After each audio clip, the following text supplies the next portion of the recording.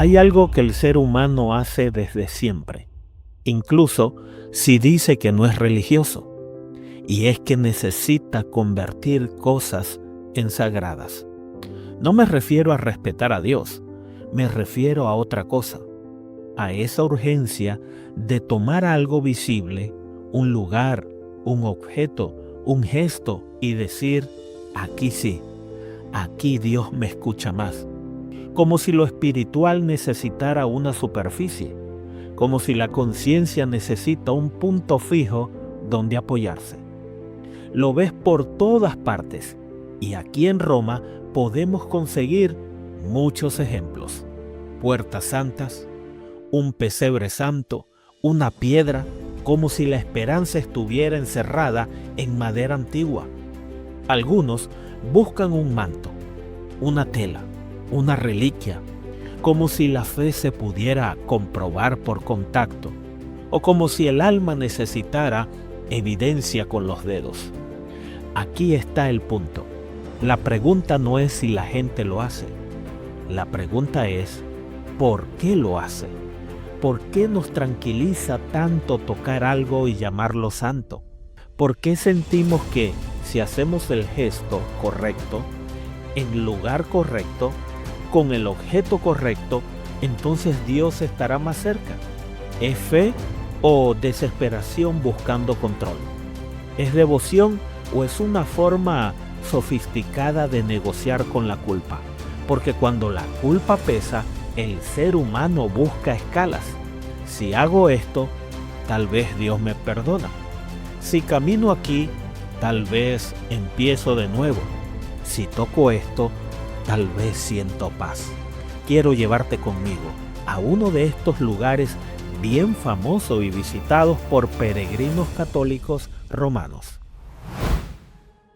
Aquí en Roma, junto a la Basílica de San Juan de Letrán, existe un santuario que custodia una escalera central que tiene 28 escalones de mármol blanco. Esta escalera es conocida desde hace siglos como la Scala Santa o la Escalera Santa, y antiguamente y muy popular fue conocida como la Escalera de Pilato. En el siglo XVI, el área del antiguo complejo que servía como residencia papal en la Edad Media estaba en reorganización, y en 1589 el Papa Sixto V ordenó que la escalera se trasladara y se integrara al edificio donde está hoy. Durante siglos, la escalera fue desgastada físicamente por rodillas humanas, tanto que en el siglo XVIII se decidió cubrirla con madera para proteger el mármol. Por eso que durante mucho tiempo lo que la gente tocaba no era el mármol expuesto, sino esa cubierta. Te preguntarás, ¿cómo llegó esta escalera hasta aquí? ¿Por qué la llaman santa? La tradición católica afirma que estos escalones son las escaleras de Poncio Pilato que estaban en Jerusalén, por lo que Jesús habría subido caminando a su juicio. Entonces, según Helena, la madre de Constantino, mandó a trasladar la escalera desde Jerusalén en el siglo IV hasta aquí en Roma. Ahora, ¿será esto cierto? ¿Es verificable histórica y arqueológicamente? ¿O solo son palabras de tradición sin sustento alguno? Cuando uno revisa las fuentes históricas más serias, no opiniones devocionales, sino estudios de corte enciclopédico e histórico, aparece un dato importante que casi nunca se menciona aquí. Es su origen. Esta escalera no fue identificada inmediatamente como la escalera del pretorio de Pilato en Jerusalén. Durante siglos fue entendida simplemente como parte funcional del antiguo palacio lateranense, que era un complejo importante de Roma donde vivían los papas. Es decir, al inicio no existía la idea popular de que estos escalones hubieran sido traídos desde Jerusalén. Ahora, la identificación de esta escalera como la escalera de Pilato se fue formando con el tiempo y se consolidó varios siglos después, aproximadamente entre los siglos XVIII y XIX. Es justamente en ese periodo cuando en el mundo católico romano comienza a creerse con mucha fuerza la cultura de las peregrinaciones, de las reliquias y de la memoria física de la pasión de Jesús que según habían sido traídas hasta acá, hasta Roma.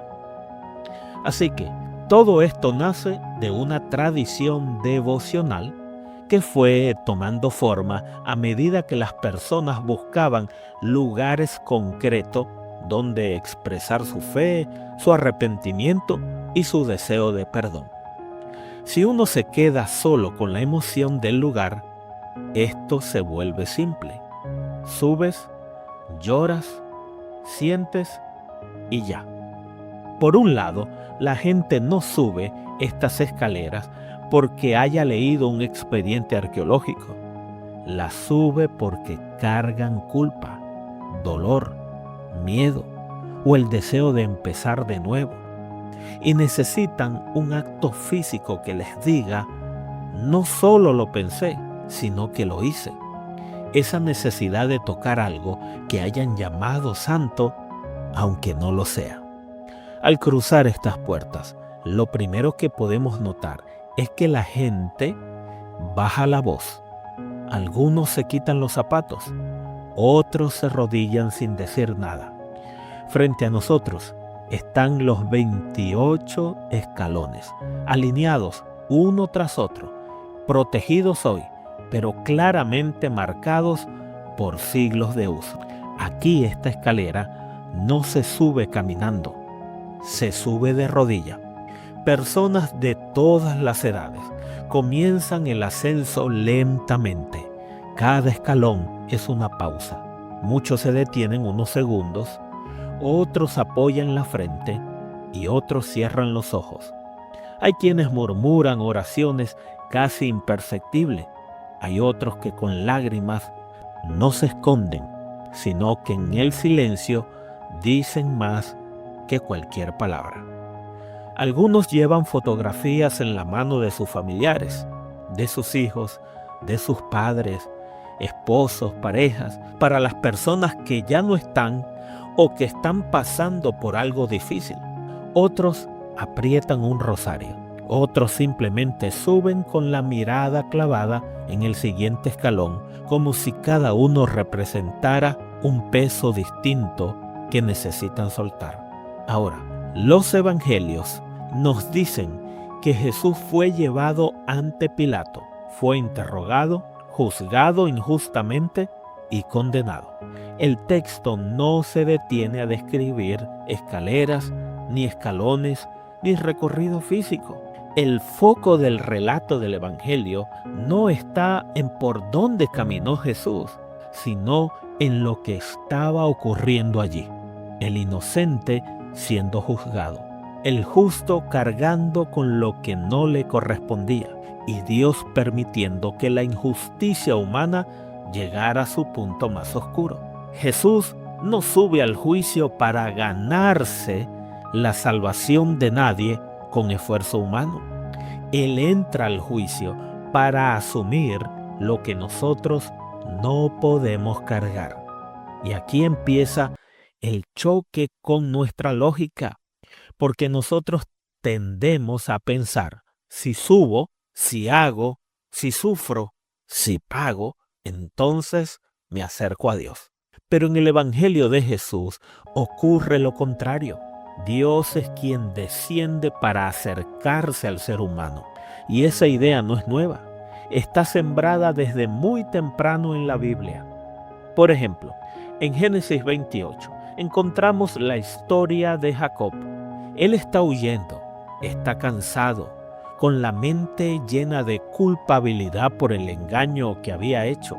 Se encuentra sin un rumbo claro. Él no está en un templo, no está limpio espiritualmente.